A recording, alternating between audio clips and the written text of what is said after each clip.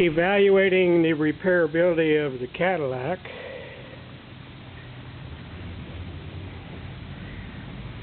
And this deck lid we decided was just not usable because of all the surface rust. Also has rust underneath.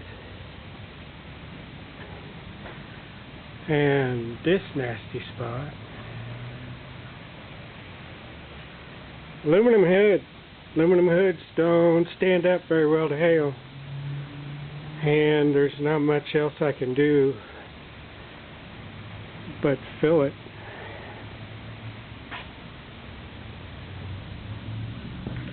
And here's the final result.